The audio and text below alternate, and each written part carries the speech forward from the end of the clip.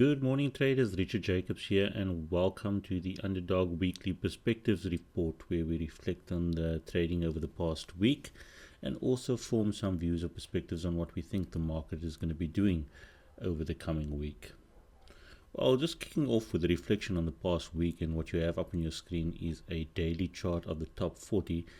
It's been quite an interesting week and probably caught a lot of traders unaware coming off last week's trading action in terms of the directional bias of the market. As you'll recall, last week when we ended the week, we had this move to the downside right here, where a break and close below the previous day's candle, and that really set up, or we were really anticipating a continuation move for this market to continue to the downside in the direction of the prevailing trend.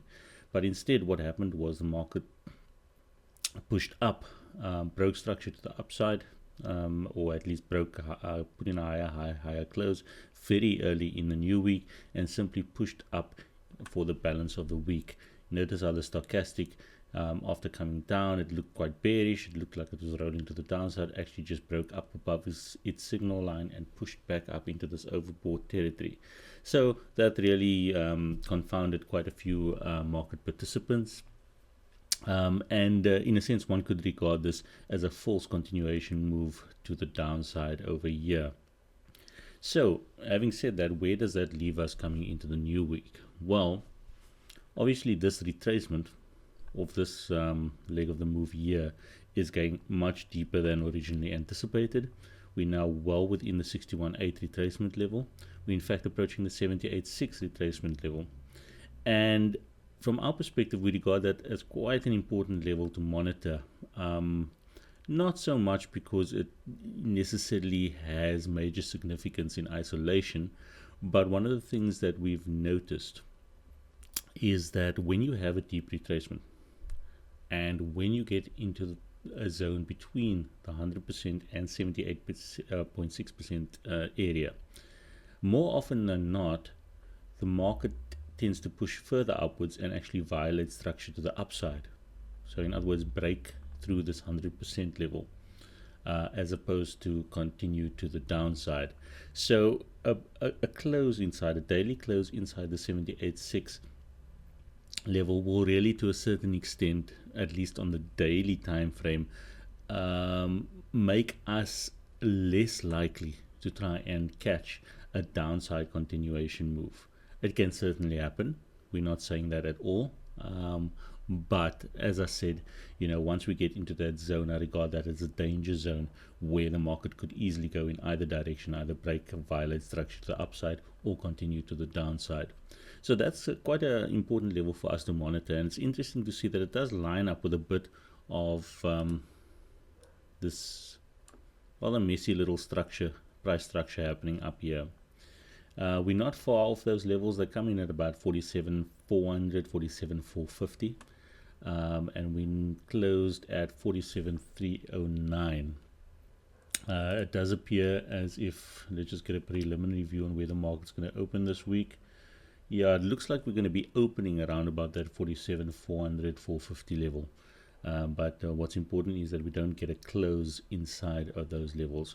So from a bearish perspective, what we'd be looking for is certainly for the market to try and reverse almost off the dime from these levels now, putting some kind of a reversal candle in the next trading session. Otherwise, as I said, we'll sort of stand aside in terms of a bearish continuation move if we move inside of this zone over here. So that's what's happening on the in terms of the price structure. If I just look at what's happening on the ATR, the normalized ATR, our measure of volatility, you can see there's a bit of topping out happening over here. We had a nice rally off these lows at the end of May throughout June, and we seem to be just rounding out the top of a year, which is perhaps not unexpected given the time of the year where we are with the moving into the US, especially, or the Northern Hemisphere holiday season. I suppose there's a expectation that volatility will drop off.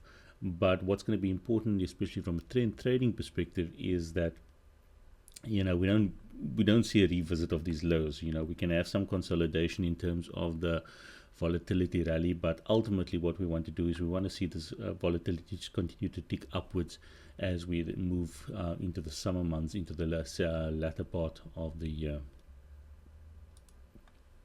So guys, that's what's happening from a structural perspective. Let's have a quick look at some of the other markets around the year, around the world, to see if there's any corroboration of what our views are. First up is gold. So this is a daily chart of gold, and you'll remember last week what we highlighted was this potential breaking out of structure to the downside happening over here. Very early in last week, we saw the market move back into this channel that we'd highlighted, and we flagged to our daily subscribers that this could be a potential false breakout to the downside, which it does appear to be, and that the market is still actually remaining within this trend right here, within this channel. And as you can see, the market is rallying up at the moment, so it does look like we're going to have a continued move to the upside at this stage. So we're keeping an eye on that.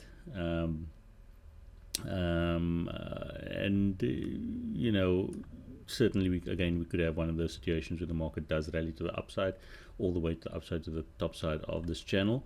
Alternatively, we could actually see this being regard this as a break of structure, and this just being as a retracement back up, perhaps into previous structure around about these 1250 levels, and then a continuation move to the downside. Both options equally valid, so we'll continue to monitor what's happening on the gold front to see where that goes. If I look over at oil, oil is an interesting one, I think. Yeah, you recall what we had was we highlighted this lovely trend that was in place. Oil market putting in lower lows, lower highs on the daily time frame. Continuation moves to the downside. But notice what's happened in the past week.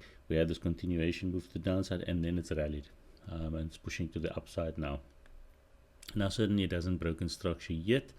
And what one would look for is breaking close above that $50 level there for continued upside to be on the radar for oil.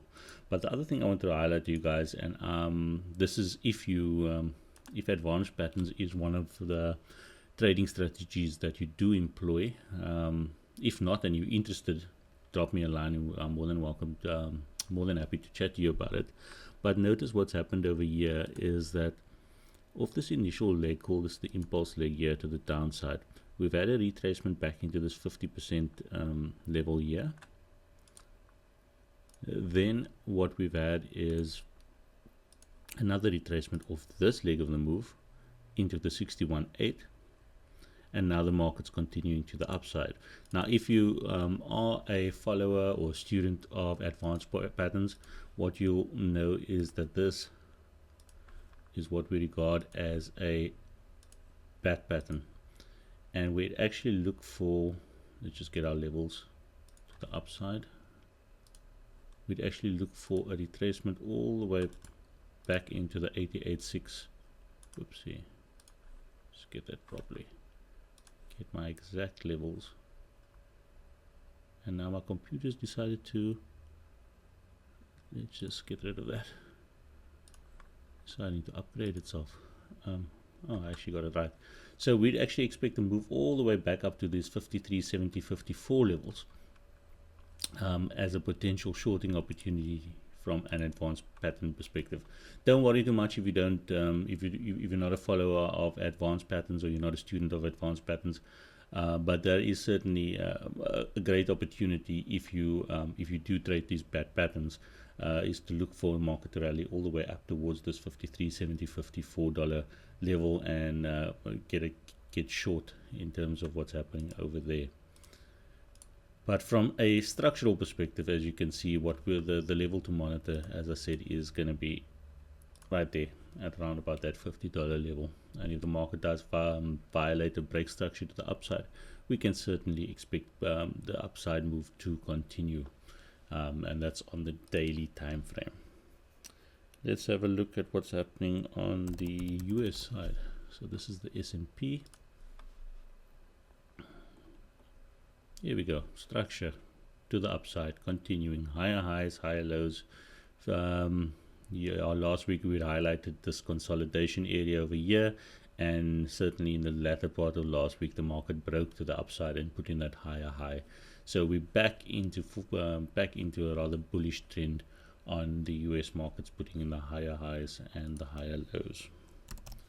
And finally, the currency, rand dollar. This is an interesting one. Last week what we'd highlighted was that the market had the potential to push back into this previous price structure, resistance, now support. And what happened is the markets actually put in quite a deep retracement, pulled all the way back into that structure zone over there. And now we're going to wait and see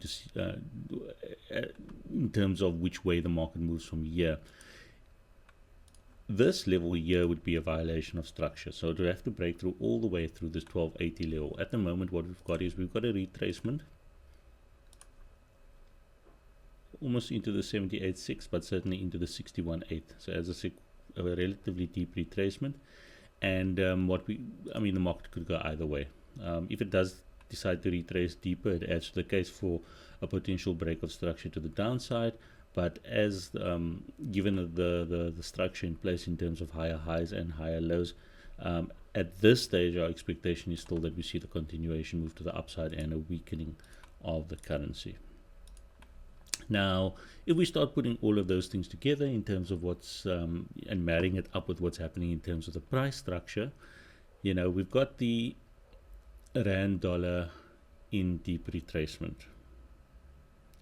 However, the trend remains rand bearish, so our expectation would be that we see the rand continue to weaken or continue its move to the upside. We haven't seen evidence that that continuation move has started yet, but if we do expect the rand to weaken further and at least revisit these previous highs over here. That would add to the case for our local top 40 to continue its deeper retracement right here into that 78.6 zone and potentially towards that 100% level right there. The S&P remains bullish. That is already adding to the case for our market to be retracing deeper at this stage. Our gold market is rallying.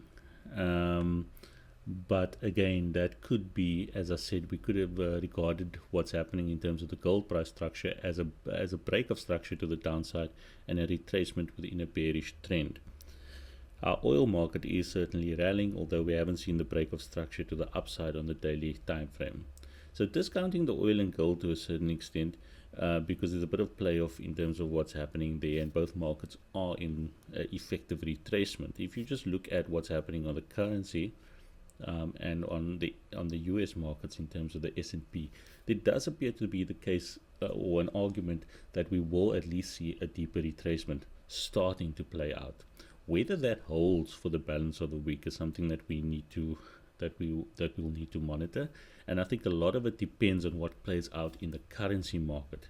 If the rand continues to strengthen to the downside, and as I said, breaks through that 1280 level, that's going to be critical.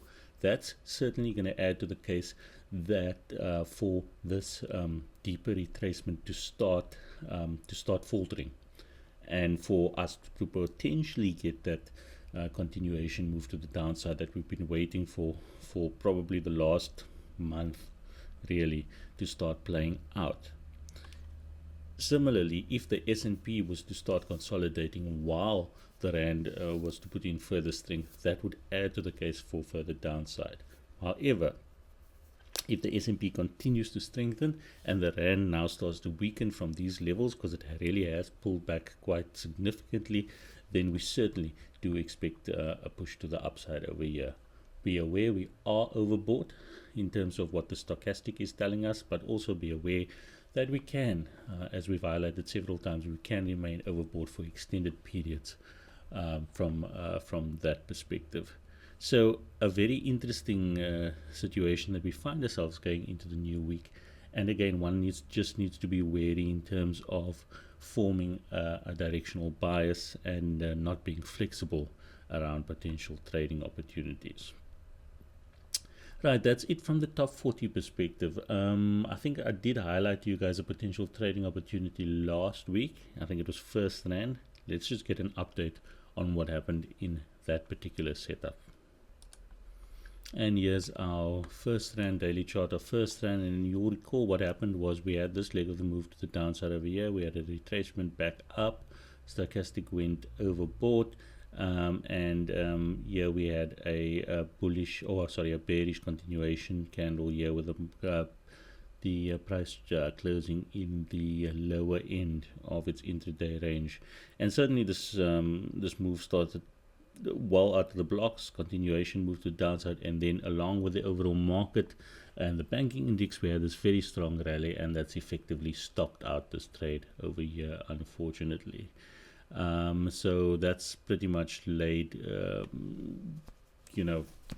that's what happens from a trading perspective. We don't win them all, but unfortunate, but that's why we have those stop levels. So we've stopped out of that trade, and we're now looking for our next trading opportunity.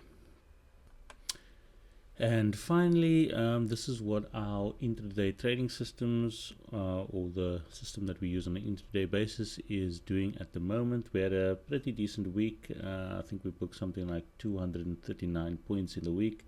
So we're putting in these new highs on our equity curve at least, and things are still progressing well and apace on that front. So folks, that's it from our perspective in terms of what we think is going to be happening over the next week. As I said, it may prove to be a tricky week. It always is when we reach these potential inflection points in terms of which the market can move in either direction. So as always, be wary in terms of your trading, apply good risk and money management, and I wish you all of the best for the week ahead. Cheers.